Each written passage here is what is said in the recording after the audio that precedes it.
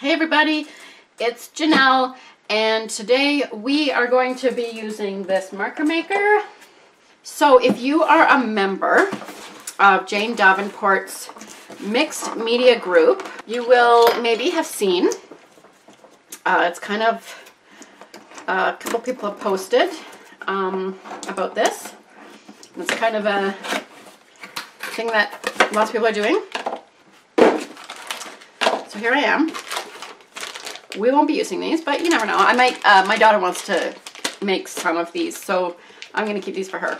Okay, I don't feel like reading instructions, but maybe I should, as I cannot open this. Okay, there we go. Aha, look at that. Okay. Ooh, we've got recipes here. Okay, I like that. And this is all the marker pieces. So we've got some lids. These are the little diddly-doos. I don't know where any of this stuff goes, but... So I've got lots of inks. I'm gonna probably go ahead and do this with alcohol ink sometime, or using alcohol to add to the inks. I also have the hydrous ones. I've got a bunch of these. So this would be cool to make markers with, and then they're like watercolor markers. And if you're familiar with Jane Davenport, then they might kind of be like mermaid markers. So I'm gonna throw that sometime. So this was, I got this on Amazon. It was $15, the Canadian Amazon. It's probably cheaper in the States. And there's also this one. This is the Silly Scents, so it's got the same. So these each come with 16 marker things. This one does and this one does. And that was like $14, $15 at Walmart. The refills are actually more expensive than buying the whole kit again. So I think when I get more, when I want to make more, because I have to get another kit for my daughter. So I am definitely going to get another kit. And then depending on how much fun I have with this, I might get another kit for myself. You know, because there's nothing like overdoing things. So I think, especially if you're not going to use like the pastel ink that they give you with it, I think it makes more sense and it's cheaper to just buy another kit. It looks like the Silly Scents one doesn't have quite this contraption thing. I don't know what, it has some other kind of thing. So you put this on here. You probably don't need to do this, but it probably makes it more fun because this is kind of a kid's thing. And I did something to my arm, so I'm especially weak right now. Like this arm right here. I did, I don't know, some weird thing with it. And it's in like constant pain. I think I pulled it or something. Okay, so I think this like clicks down on it. I don't know. Remember, we're trying to do this without reading the directions. And then it comes with labels that you can put around them. So that's kind of cool. I have my own. Jane Davenport has labels that you can just print off. Just available on her website. And so I just printed this off. It's free. And so I'm going to use this to put on there. But of course you can make your own labels. So I may need to actually read the directions. So I just need to put ink up to 15. So we just need to fill. You can wear gloves if you want to be all nice and clean. I think part of the reason why I never wear gloves is because I just feel like even if I wear gloves, my hands are still going to get dirty. So what's the point, really? So that's 15. When we want to use the tweezers might be when I take this out. Okay, so let's watch this. So I don't know how much 15 is, the line up to 15. I don't know what that's supposed to be exactly. Okay. And let's put that one in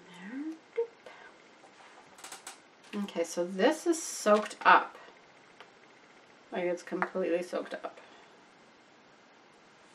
I'm going to put some in the bottom there just to get it all nice and juicy. Here, let me just see here.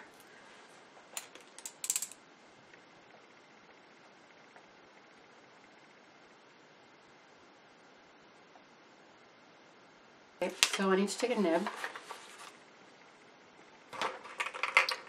and okay, so I did that and we just put that down there. Okay.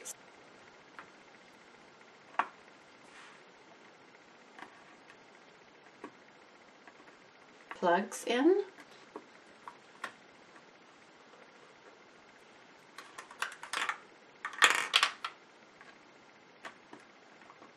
So you want to put this in without the cap on. You put it in there and this won't get wrecked because it kind of goes down to form around it. And you want to hear those clicks.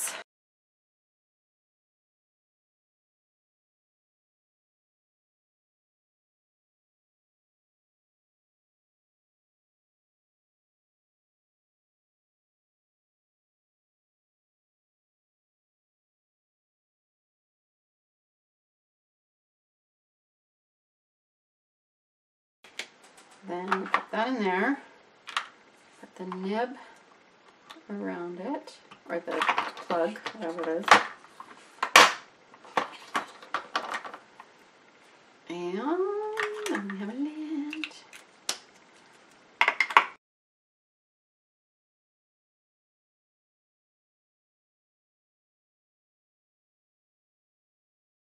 So to clean these out so that they don't mix with other colors I don't want them to mix, like I kind of just did blues and greens together, I'm just spraying water in here. This is an alcohol ink, it's water soluble, so I'm just spraying water in here and then dumping it into my water dish, and that's doing a pretty decent job of cleaning it out. So that's how I'm cleaning them out. Here is all my inks, or my markers. I've got 2 extra and 2 extra parts, except it appears this lid ran away somewhere, so I'll have to find it somewhere. So I am going to mix some colors. I'm not going to do that on this video. What I am going to do is we're going to take a look and see what these colors look like. This is kind of my book I have just to kind of try out different colors and whatnot. So this is Limeade.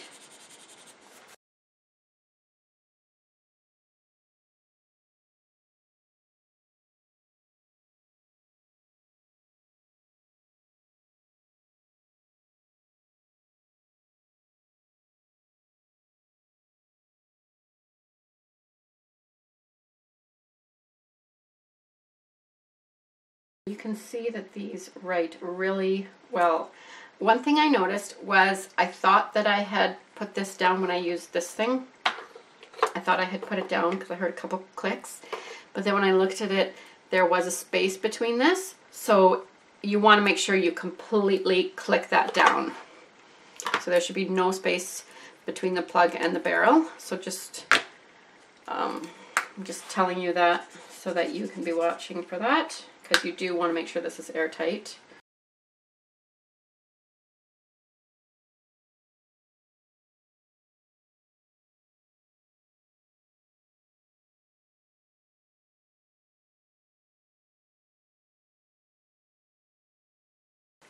So a little bit. So like the inks, if you've seen any of my videos that I've done on these inks, I've done a couple. You can look on my, I'll link to some here. But they are movable to a point. And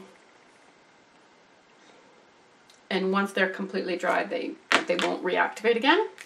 So they are different from watercolor, but they're not totally staining. Like they're not, it's not like they're going to dry really quickly. They do have some time where you can move them. Ooh, look at that one.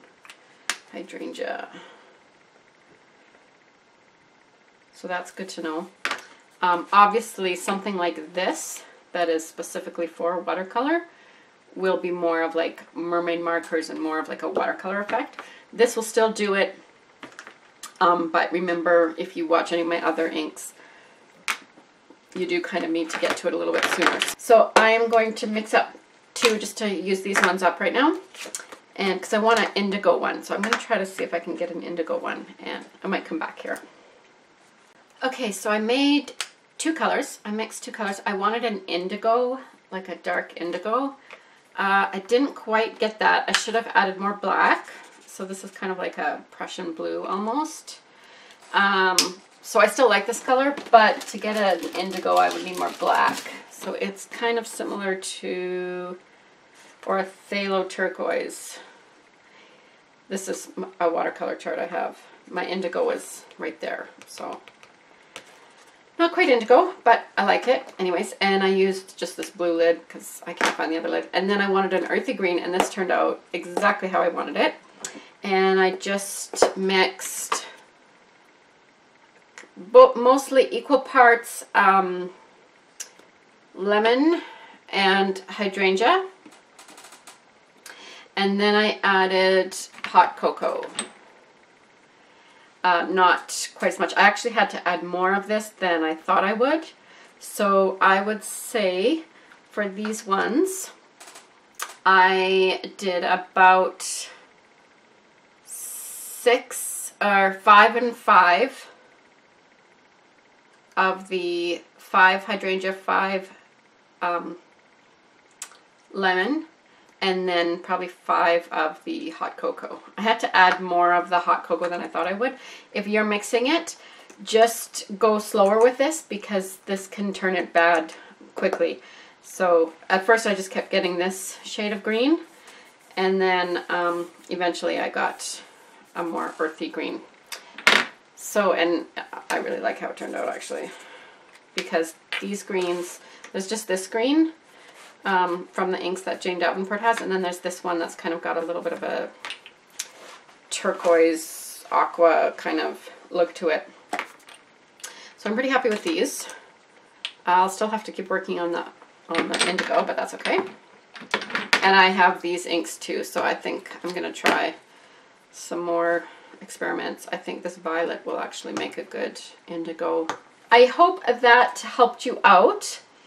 I kind of think I should do a little bit of mixing charts just to help you with some inks, and actually I'm finding from looking online just to see what other people have done, there's not a whole lot out there, so I'm thinking maybe I should take it upon myself to do a little bit of ink mixing recipes. But anyways, that's enough for this video. I hope you enjoyed it, and I hope you got some good information, and hopefully it wasn't too much of a disaster. I will see you later. Bye.